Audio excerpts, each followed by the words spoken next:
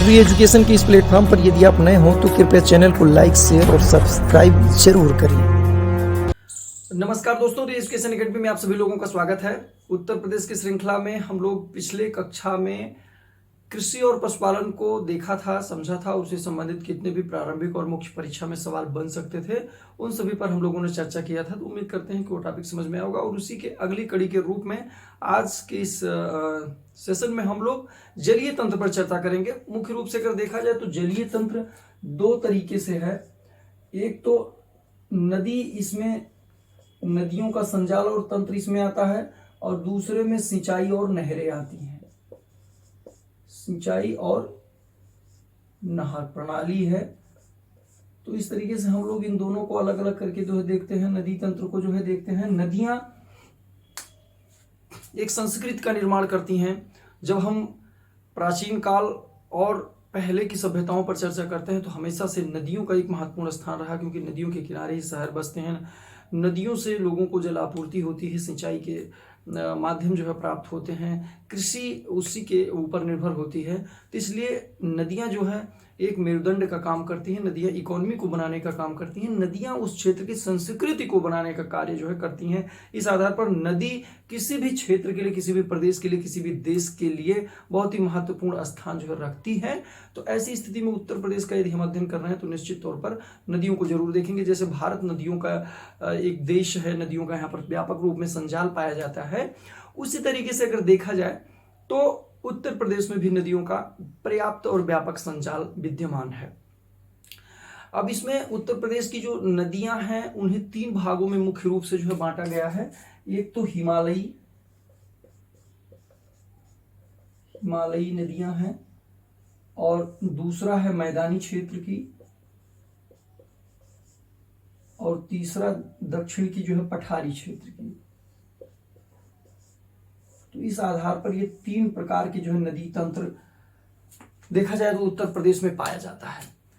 अब चूंकि वर्तमान समय में जब हम उत्तर प्रदेश का अध्ययन कर रहे हैं तो इसे प्रारंभिक और मुख्य परीक्षा दोनों ही पॉइंट ऑफ व्यू से अध्ययन करते हैं। प्रारंभिक परीक्षा में जहां तथ्यात्मक सवाल पूछे जाते हैं, वहीं पर मुख्य परीक्षा में या तो कॉन्सेप्ट से सवाल पूछे जाते हैं या तो उस पर टिप्पणी आती है। तो नदियों से संबंधित जो है सवाल बनते हैं। तो नदियों का भारत और उत्तर प्रदेश की अर्थव्यवस्था में क्या योगदान है, या नदियों का महत्व, ऐसे भी अगर कुछ टॉपिक आता है, या नदियों के संजाल और उसका यहाँ की सामाजिक और आर्थिक जीवन पर क्या प्रभाव पड़ता है, इससे संबंधित जो है सवाल पूछे जा सकते हैं। तो नदियों के अगर इंपॉर्टेंस पर हम लोग जो है देखें और चर्चा करें तो बेसिकली महत्व पर, तो नदियों से जो है एक तो सिंचाई का, यहाँ से सिंचाई के लिए नहरें निकाली जाती हैं, यहाँ पे बांध बनाया जाता है, और इसके माध्यम से विद्युत का उत्पादन भी यहाँ पे किया जाता है। जलाशय का निर्माण बनाया जाता है, क्योंकि जहां बांध बनाए जाएंगे वहां से जलाशय बनाया जाता है। अगला है यहाँ पे परिवहन के साधन उपलब्ध होते हैं। जैसा कि अभी आप देखेंगे कि जब हम गंगा नदी और संजाल तंत्र का अध्ययन करेंगे तो उसका जो प्रवाह क्षेत्र है, जब इलाहाबाद से हल्दिया के मध्य में राष्ट्रीय जल मार्ग संख्या 1 के नाम से जो है जाना जाता है। पर्यटन को भी यहाँ पे बढ़ावा दिया जाता है। तो इस तरीके से आप देख रहे हैं कि इसके कई महत्वपूर्ण योगदान होते हैं। पेयजल की परियोजनाएं यहाँ से चलाई जाती हैं। तो इस आधार पर नदी तंत्र का किसी भी राज्य और किसी भी क्षेत्र, किसी भी देश के विकास में महत्वपूर्ण योगदान होता है। नदियों के माध्यम से इकोनॉमी बनाए जाने के साथ साथ वहाँ की संस्कृति का भी निर्माण किया जाता है। तो ये कुछ पॉइंट्स हैं जिसको आप लोग जो समझेंगे, देखेंगे किस तरीके से नदियों का किसी भी देश की सामाजिक जीवन, आर्थिक जीवन पे कितना जो महत्वपूर्ण योगदान होता है, और इस रूप में अर्थव्यवस्था में जो है वो एक आय प्राप्त करने का जो माध्यम बनता है, लोगों के रोजगार का माध्यम बनता है, लोगों के जीवन यापन का माध्यम बनता है। तो ये सीधा जो है नदी तंत्र से जो है संबंधित ये प्रश्न जो है बनता है। आप लोग जब भी किसी टॉपिक का अध्ययन कर रहे हो, पढ़ रहे हो, वहाँ पर एक विशिष्ट किस्म का अप्रोच आपको अपनाना चाहिए चीज़ों को याद करने के लिए। और दूसरी महत्वपूर्ण चीज़ ये है कि जब आप कोई चीज़ पढ़ रहे हो तो एक इंटर कनेक्टेड अप्रोच, जिसे अंतर संबंधित उपागम कहा जाता है। कई बार कई टॉपिक में, कई लेक्चर में, पूर्व के क्लासेस में हम लोगों ने उस पर चर्चा किया हुआ है, तो आपको इन सारी बातों को ध्यान में रखना होगा, जिससे कि एक आप संतुलित रूप में वो चीज़ तैयार कर सकें। और अगर मेंस में वहाँ से टिप्पणी या पूरा सवाल जीएस में पूछा जाता है तो उसे आपको लिख पाना संभव हो सके। जब आप किसी भी टॉपिक पर लगातार अध्ययन करते हैं, रिसर्च करते हैं, लिखते हैं, सोचते हैं, चिंतन करते हैं, मेडिटेट करते हैं, तो इससे क्या होता है कि एक कल्चर डेवलप हो जाता है, चाहे वो पढ़ने का हो या लिखने का हो, याद करने का हो, किसी को समझाने का हो, तो आपके एक होलिस्टिक व्यू बनता है और आप उस पर एक निष्कर्ष की दिशा में आगे बढ़ते हैं। तो हिमालयी नदी तंत्र के अंतर्गत जो है अगर देखा जाए तो गंगा है, राम गंगा है, शारदा है, घाघरा है, गंडक है, कोशी, ये सारी नदियां इसमें महत्वपूर्ण रूप में हिमालयी नदियों की आती हैं। हिमालयी नदियों से तात्पर्य ऐसी नदियों से जो हिमालय या उत्तर भारत या उत्तर प्रदेश के उत्तरी छोर से जो है निकलती हैं, वो सब हिमालयी नदियों के नाम से आती हैं। मैदानी क्षेत्र की भी जो है नदियां हैं। मैदानी क्षेत्र की नदियों में मुख्य नदी जो अक्सर सवाल पूछा जाता है वो पीलीभीत से निकलने वाली गोमती नदी है, जो कि वहाँ के फुलहर झील से निकलती है। गोमती पीलीभीत के दलदली क्षेत्रों से निकलती है और यह फुलहर झील वहां पे है, वहां से जो है निकल करके आती है। पांडोसई, ईशान नाम की जो है कई नदियां हैं जो मैदानी क्षेत्रों के रूप में जो है जानी जाती हैं। तो ये नदी जो है मैदानी क्षेत्र की नदियों के अंतर्गत सम्मिलित होता है। इन नदियों का भी अपना महत्वपूर्ण स्थान है। कई जो है शहर और जिलों से होकर के बहती है और अंत में ये नदी गाजीपुर में जाकर के गंगा नदी से कैथी नामक स्थान पर मिल जाती है। तो ये मैदानी क्षेत्र की एक महत्वपूर्ण नदी है। अगली है पठारी क्षेत्र की नदी। जो पठारी क्षेत्र की नदी है इसके अंतर्गत चंबल, बेतवा, केन, सोन, टोस, ये सारी जो नदियां आती हैं और ये नदियां दक्षिणी क्षेत्र से निकलती हैं, उत्तर प्रदेश के दक्षिणी क्षेत्र से निकलती हैं, जो कि मध्यवर्ती जो भारत का पठारी क्षेत्र है उसका उत्तरी भाग पड़ता है। और मुख्य रूप से ये नदियां इस रूप में जो है आगे बढ़ती हैं। तो हम एक एक करके इनको थोड़ा सा समझने का और प्रयास करते हैं। जैसे गंगा नदी इसमें जो है सबसे महत्वपूर्ण नदी जो है आपकी गंगा नदी आती है। फिर इसमें यमुना नदी आती है, राम गंगा नदी है,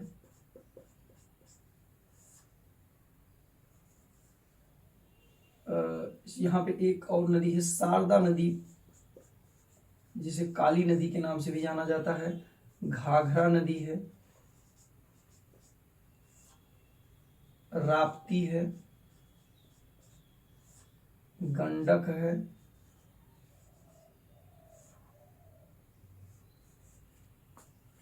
इस तरीके से नदियां ये आती हैं। मैदानी क्षेत्र की नदी हम लोग जो गोमती देख लिए। पठारी क्षेत्र की जो नदियां हैं इसमें जो है चंबल है, बेतवा है,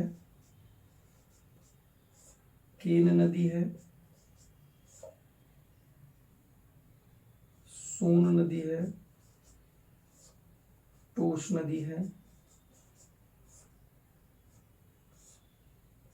इसको करने के पीछे लॉजिक है, ये सहायक नदियां हैं यमुना की, ये गंगा की सहायक नदी है। इस तरीके से जो है नदियों का एक संजाल उत्तर प्रदेश में बृहद रूप में पाया जाता है, जो लगभग कोई भी ऐसा क्षेत्र नहीं होगा कि जो 100-150 किलोमीटर की दूरी पर हो और वहां पर कोई नदी ना हो। लगभग जिलों से नदियां जो है बहती हैं और इस रूप में नदियां अपने साथ एक समृद्धि लाती हैं। नदियां अपने साथ जल प्रवाह के रूप में तो आती ही हैं, साथ में जो है मिट्टी और आसपास के क्षेत्रों को उपजाऊ बनाती हैं। वहाँ पे एक संस्कृति का विकास होता है, शहरों का विकास होता है। और भारत के न केवल उत्तर प्रदेश बल्कि भारत के जो बड़े बड़े शहर हैं वो कहीं ना कहीं नदियों के किनारे ही बसे हैं। और अगर हम सिंधु घाटी सभ्यता पर जाते हैं तो भी वहाँ पर जो भी नगर डेवलप हुए थे, सिंधु घाटी सभ्यता में नगर नियोजन था, वहाँ पे भी नगर वो शहरों में ही बसे हुए, नदियों के किनारे ही जो है बसे हुए थे। तो गंगा जो है यह उत्तराखंड में गंगोत्री हिमनद के पास जो है, गंगोत्री हिमनद के पास गोमुख नामक स्थान से निकलती है और यह नदी उत्तर प्रदेश में बिजनौर जिले में प्रवेश करती है और लास्ट में वो बलिया से निकल जाती है, यानी कि वो बहती हुई आती है तो बिजनौर में जो है ये प्रवेश करती है और ये बलिया तक जो है जाती है। इसके बीच में कई अन्य शहर भी पड़ते हैं, लेकिन बिजनौर से बलिया तक ये मुख्य रूप से जाती है और इसकी मुख्य नदी जो सहायक है वो यमुना नदी जो है पड़ती है। इसमें दो सवाल ज्यादातर प्रश्न पूछे जाते हैं कि ये नदी के किनारे कौन कौन से शहर हैं या उसकी सहायक नदियां कौन कौन सी हैं। तो गंगा नदी में अगर देखा जाए तो दाएं बाएं का भी कॉन्सेप्ट होता है। जैसे मान के चलिए कि अगर यहाँ से निकल रही है गंगा नदी, ऐसे जा रही है, तो अगर इधर से कोई नदी आकर के जो है मिलती है तो ये बाएं तरीके से होगा और इधर से कोई नदी आकर के जो है इसमें जो है मिलती है तो ये दाएं तरीके से आने वाली उसकी सहायक नदी होती है। सहायक नदी इसको कहा जाता है कि वह नदी आकर के मिल जाती है और दोनों नदियों में से जो मुख्य नदी होती है आगे उसी नाम से वो नदी बहती है। जैसे इलाहाबाद में गंगा और यमुना नदी आपस में मिलती हैं तो गंगा मुख्य नदी है, इसलिए वो मिलने के बाद, इलाहाबाद में मिलने के बाद आगे भी नदी वो गंगा नदी के रूप में आगे बहती है। तो इस तरीके से बाएं और दाएं का कॉन्सेप्ट है। तो गंगा नदी में अगर बाएं तरीके से देखा जाए यानी कि नदी के उत्तर साइड से जो है देखा जाए तो इसमें रामगंगा नदी मिलती है, घाघरा नदी मिलती है, गंडक मिलती है, कोसी नदी मिलती है। तो इस तरीके से ये नदियां जो है इसकी सहायक नदी होती हैं। और दाएं तरीके से देखेंगे तो यमुना सबसे महत्वपूर्ण नदी है, यमुना है, और इसके बाद तोश नदी है, सोन नदी है और केन नदी सहायक नदी है यमुना की, तो इसलिए इसको इसमें नहीं जोड़ा जाएगा बल्कि सोन और टोस नदियों को जोड़ा जाएगा। सोन और टोस नदी और गोमती नदी ये कैथी के पास आकर के जो है मिलती है, कैथी के पास आकर के गंगा नदी से मिल जाती है, कैथी के पास आकर के जो है ये गंगा नदी से मिल जाती है। तो सोन और टोस नदी है और इधर चंबल, सोन और टोस तथा आगे जाकर के जो है इसमें कर्मनासा नदी और चंद्रप्रभा नदी जो चंदौली इत्यादि जनपदों में आगे है, तो यहाँ पे वो नदी भी आकर के मिलती है, चंद्रप्रभा और कर्मनासा नदी। तो इस तरीके से दाएं और बाएं से कई नदियां इसमें आकर के मिलती हैं और ये उस क्षेत्र में जल प्रवाह को सुनिश्चित करती हैं। सिंचाई, पेयजल, मत्स्य पालन, बांध इत्यादि के जो है निर्माण इस पर जो है किए जाते हैं। तो इस तरीके से आपने देखा होगा कि दाएं और बाएं से कई नदियां जो है गंगा नदी में मिलती हैं। बाएं तरफ से देखेंगे तो रामगंगा नदी, घाघरा नदी, गंडक नदी इसमें आती है। इसी तरीके से दाएं तरीके से जब जाएंगे तो चंबल, टोस, सोन, कर्मनासा और कर्मनासा के साथ में जो है चंद्रप्रभा नदी इसमें आकर के जो मिलती है। ये गंगा नदी उत्तर प्रदेश में अगर देखा जाए तो उत्तर पश्चिम से लेकर के दक्षिण पूर्व की दिशा में जो है एक ढाल बनाते हुए बहती है। कभी कभी यहां से भी सवाल पूछे जाते हैं कि उत्तर प्रदेश में ढाल की दिशा क्या है, तो ये उत्तर पश्चिम से लेकर के दक्षिण पूर्व की दिशा में जो है ये बहती है। तो गंगा नदी भी उसी का सहारा लेती है। और मैदानी क्षेत्रों में अगर अपवाह तंत्र की बात किया जाए, अपवाह तंत्र की अगर बात किया जाए, अपवाह तंत्र की बात की जाए तो ये समानांतर अपवाह तंत्र पाया जाता है। समानांतर अपवाह तंत्र यहाँ पाया जाता है, समानांतर अपवाह तंत्र पाया जाता है। ये भी एक महत्वपूर्ण फैक्ट है। समानांतर अपवाह तंत्र पाया जाता है, नदियां जो है एक दूसरे के आसपास समानांतर रूप में जो बहती हैं और कुछ दूर आगे जाने के बाद वो आपस में सहायक नदी के रूप में जो है एक दूसरे में मिल जाती हैं। यमुना नदी ये यमुनोत्री हिमनद से जो है बंदरपूछ नामक स्थान से निकलती है, ये भी उत्तराखंड से ही निकलती है। बंदरपूछ यानी देखिए जैसे इसमें यमुना में जो है एक मात्रा लगा हुआ है, ये भी बंदर की पूछ की तरह से, तो ये याद करने के लिए एक जो है आपके लिए जो है आसान होगा, याद करने का एक माध्यम बनेगा कि ये बंदरपूछ नामक स्थान से उत्तराखंड में मिलती है। ये सहारनपुर जिले में प्रवेश करती है। यमुना नदी किस जनपद में प्रवेश करती है? सहारनपुर में। और ये बिजनौर में प्रवेश करती थी और बलिया में जो है जाकर के निकलती थी। तो यमुना नदी सहारनपुर में प्रवेश करती है। इसके बाएं तरफ से अगर देखा जाए तो बाएं तरफ से हिंडन नदी आकर के जो है यहाँ पर मिलती है, जो नोएडा और गाजियाबाद के आसपास में जो है बहती है। तो हिंडन नदी यहाँ पर आकर के मिलती है। यमुना नदी में हिंडन नदी बाएं से मिलती है और दाएं तरफ जो है आपने देखा कि चंबल और बेतवा और केन ये नदियां आकर के मिलती हैं। और चंबल नदी में भी आकर के जो है सिंध नदी एक जो है राजस्थान के टोंक जिले से निकलती है, वो इसमें आके मिलती है, और पुनः जो है ये चंबल आकर के यमुना में मिलती है, बेतवा मिलती है, केन नदियां जो है आकर के मिलती हैं, और स्वयं यमुना आकर के इलाहाबाद में मिल जाती है गंगा नदी से, और आगे गंगा नदी के रूप में जो है बहती है। तो ये है यमुना नदी की महत्वपूर्ण विशेषता। सहारनपुर में बहती है, जहां पर ये 28 जनपदों से होकर के बहती है, जहां पर ये 28 जनपदों से होकर के बहती है, वहीं पर ये 19 जनपदों से होकर के बहती है। तो इस आधार पर यह भी एक महत्वपूर्ण जो है जनपद है, नदी है, और यमुना जो है गंगा की सबसे महत्वपूर्ण सहायक नदी बनती है। रामगंगा जिले पे अगर हम लोग जो देखें, रामगंगा नदी यह उत्तराखंड के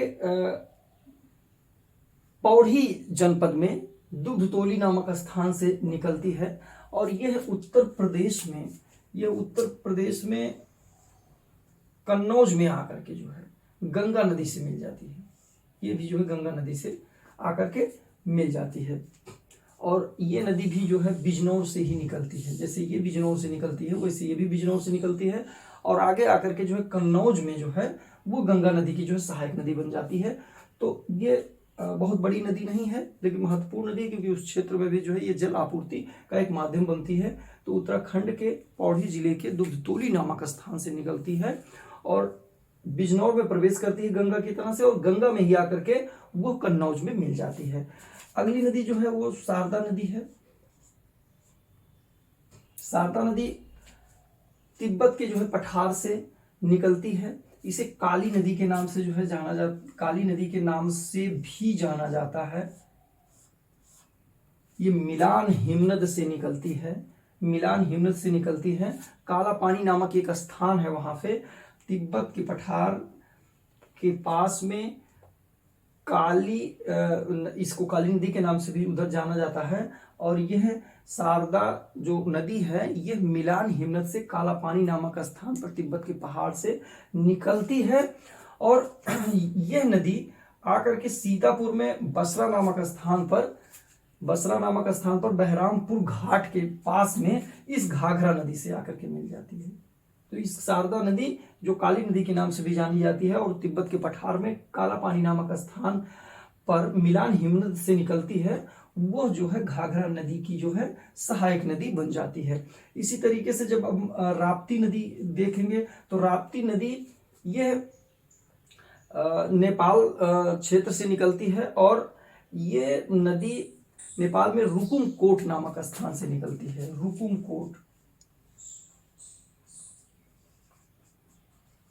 रुकुमकोट नामक स्थान से निकलती है। राप्ती रा से रुकुमकोट दोनों थोड़ा थोड़ा मिलता है। एक दो चीज इस तरीके से देखते रहेंगे तो बाद में भूलने का उतना डर नहीं रहेगा। तो राप्ती नदी जो नेपाल के रुकुमकोट नामक स्थान से निकलती है, और यह नदी बहराइच से होती हुई आगे बढ़ती है। बहराइच के बाद ये श्रावस्ती में जाती है। श्रावस्ती के बाद सिद्धार्थनगर में बलरामपुर में जाती है। बलरामपुर के बाद सिद्धार्थनगर, फिर सिद्धार्थनगर के बाद संत कबीर नगर, और ऐसे होते हुए जो है आगे ये देवरिया नामक स्थान पर, गोरखपुर और देवरिया नामक स्थान पर जो है देवरिया में जाकर के बरहज एक वहां पर घाट है, उसमें ये नदी घाघरा नदी में जाकर के मिल जाती है।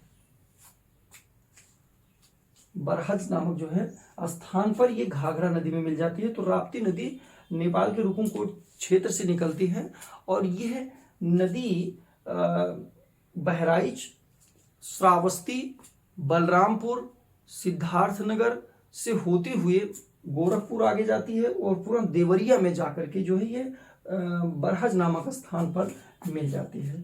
बरहज देवरिया में जो है बरहज नामक एक स्थान है, और यह नदी घाघरा में मिल जाती है, और आगे घाघरा जो है बहती चली जाती है। घाघरा नदी यहाँ से जो है आगे बढ़ती है, और आगे जाकर के जो बिहार के छपरा नामक स्थान पर, ये जो छपरा में जो है ये गंगा नदी से मिल जाती है। छपरा में ये गंगा नदी से मिल जाती है। तो इस तरीके से एक संजाल जो है बनाया जाता है इसका। गंडक नदी भी जो है नेपाल क्षेत्र से निकलती है, और ये नदी महाराजगंज और देवरिया से जो है आगे बढ़ती है और आगे जाकर के यहाँ पर पटना में जो है ये नदी गंगा नदी से जो है मिल जाती है। ये नदी गंगा नदी से आकर के मिल जाती है। पटना में एक और महत्वपूर्ण नदी आकर के जो मिलती है वो नदी होती है सोन। तो ये उत्तर से मिलती है और ये सोन नदी जो है दक्षिण से मिलती है। और अभी हम लोग इसको देखेंगे कि किस रूप में जो है आगे ये नदी बढ़ती है। तो इस तरीके से जो है ये नदियों का एक संजाल है जो हिमालयी नदी के रूप में जो है जानी जाती है। अब आते हैं हम चंबल नदी के देखते हैं। चंबल नदी ये इंदौर के महू नामक स्थान पर जनापाव पहाड़ी है, वहां से जनापाव पहाड़ी है, वहां से निकलती है। और इसमें राजस्थान के टोंक जिले से निकलने वाली जो सिंध नदी, यहां पर यह समझना है सिंध नदी है, यह सिंधु नहीं है। सिंधु नदी हिमालयी क्षेत्र की नदी है जो जम्मू कश्मीर से बहती हुई आगे पाकिस्तान में चली जाती है। लेकिन यह नदी जो सिंध नदी है वो राजस्थान के टोंक जिले से निकलती है और चंबल नदी में जो है आकर के मिल जाती है, यानी कि चंबल की सहायक नदी हो जाती है। फिर बेतवा नदी आती है, ये भोपाल के पास से जो है निकलती है और बेतवा नदी ललितपुर, झांसी, जालौन और हमीरपुर में जो है आकर के चंबल नदी से मिल जाती है। तो बेतवा नदी जो है हमीरपुर में मुख्य रूप से जो बहती हुई चंबल में मिलती है। इसी तरीके से केन नदी है, तो और थोड़ा सा हम पूर्व बढ़ेंगे जो है ये केन नदी भी जो है मध्य प्रदेश की जो है क्षेत्र से निकलती है और उत्तर प्रदेश में ये बांदा जिले में आकर के जो है चंबल की जो है सहायक नदी हो जाती है। तो बेतवा और केन देखिए यहाँ पर एक लाइन हमने पहले बना रखा था, ये तीनों नदियां एक दूसरे से संबंधित है। एक सिंध नदी आती है यहाँ पर और इधर से जो है बेतवा और केन, ये दोनों इसमें मिल जाती है और पुनः ये जो है जाकर के यमुना में जो है मिल जाती है। तो कुल मिला करके ये एक दूसरे में मिलते मिलते लास्ट में गंगा में जाकर के जो है मिल जाती हैं और गंगा आगे निकल जाती है। तो चंबल नदी का इस रूप में जो है होता है कि ये इंदौर के महू जिले में, इंदौर जिले के महू नामक स्थान पर जनापाव पहाड़ी से निकलती है और इन दोनों नदियों से यहाँ से हमीरपुर में ये मिलती है और केन नदी जो है ये आकर के मिलती है बांदा में, कैमूर की पहाड़ी से जो है निकलती है। केन नदी जो है कैमूर की पहाड़ी से निकलती है। पुनः जो सोन जो नदी है, ये सोन नदी यह छत्तीसगढ़ अमरकंटक के शेषाकुंड नामक जो है स्थान से निकलती है और उत्तर पूर्व दिशा में जो है बहती है, सोनभद्र इत्यादि जिले से होकर के आगे बढ़ती है। और यह सोन नदी जो है पटना में जाकर के गंगा नदी से मिलती है, जैसा कि गंडक जाकर के वहां पे मिलती है, उत्तर से आकर के मिलती है। तो ये जो है दक्षिण से जाकर के मिलने वाली महत्वपूर्ण नदी है। टोस नदी ये मध्य प्रदेश के मैहर में तमसा कुंड नामक स्थान से निकलती है और सिरसा में जाकर के ये कहाँ मिलती है, वो गंगा से, जैसा कि अभी हम लोगों ने इसको अलग लाइन बनाया था, ये अलग लाइन बनाया था। तो टोस और सोन ये गंगा नदी में जाकर के मिल जाती है। तो इस तरीके से ये बन जाता है टोस नदी, वो गंगा की सहायक नदी हो जाए। बिहार जलप्रपात इसी पर जो है स्थापित है। तो ये पूरा जो है एक जाल है नदी तंत्र का जो उत्तर प्रदेश में पाया जाता है और भारत की तरह से ही जो है अपनी महत्वपूर्ण भूमिका यहाँ पर निभाता है। और भारतीय समाज और इकोनॉमी में जो है इसका अगर हम लोग देखें तो इम्पोर्टेंस जो है इस रूप में जो है दिखाई पड़ता है। ये सारी चीजें आप लोग थोड़ा सा देखते रहेंगे तो उत्तर को लिखने में जो है आपको मदद करेगा, क्योंकि मेंस में जो टिप्पणी है या वहां से पूरे प्रश्न 200-250 शब्दों के पूछे जा रहे हैं, उनके बारे में आप बहुत सॉलिड और बहुत स्ट्रक्चर्ड आंसर नहीं तैयार कर सकते हैं। लेकिन उसके बारे में अगर आपके पास सामान्य जानकारी रहेगी, प्रश्नों को समझने की क्षमता आपने विकसित कर लिया और लिखने की आपने आदत डाल लिया है, यानी कि पढ़ने और लिखने का कौशल विकसित हो गया, तो यकीन मानिए कि मेंस में आपकी दावेदारी प्रबल होना तय है। तो ये कुल मिलाकर के जो है एक नदियों का जो संजाल है जो मानी महत्वपूर्ण भूमिका जो है निभाता है। नदियों में अगर देखा जाए तो उत्तर प्रदेश की नदियों में प्रदूषित नदियों में यमुना नदी जो है आती है, ये दिल्ली से जो है आगे बढ़ती है, तो इस कारण से जो है वहाँ पे प्रदूषण की समस्या जो है यमुना नदी में जो है बहुत होती है। यद्यपि गोमती नदी भी है, लेकिन सबसे ज़्यादा जो प्रदूषित नदियों में यमुना नदी का जो है स्थान आता है, क्योंकि ये कई बार जो सवाल भी यहाँ से जो है पूछा गया है, तो ये चीज़ जो है समझ लेना आवश्यक है। और एक राष्ट्रीय जलमार्ग संख्या 1 जहां से भी सवाल अक्सर पूछे जाते हैं, तो ये गंगा का जो वो प्रवाह क्षेत्र जो इलाहाबाद से लेकर के पश्चिमी बंगाल के हल्दिया तक जाता है, वहां से पूछा जाता है। और प्रवाह तंत्र जो उत्तर पश्चिम से लेकर के दक्षिण पूर्व तक है ही। तो कुल मिलाकर के नदी तंत्र के बारे में आप लोगों को जानकारी मिली होगी। और हम लोग अगले चैप्टर में, थोड़ा सा क्लास बड़ा हो रहा है ये, तो इस आधार पर सिंचाई और नहर तंत्र के बारे में हम लोग अगले क्लास में जो चर्चा करेंगे। तो उम्मीद करते हैं कि ये सेशन आप लोगों के लिए एक कॉन्सेप्ट और फैक्ट दोनों के ही पॉइंट ऑफ व्यू से जो महत्वपूर्ण होगा। तो अगले लेक्चर में कुछ नई जानकारी के साथ मिलेंगे, तब तक के लिए नमस्कार।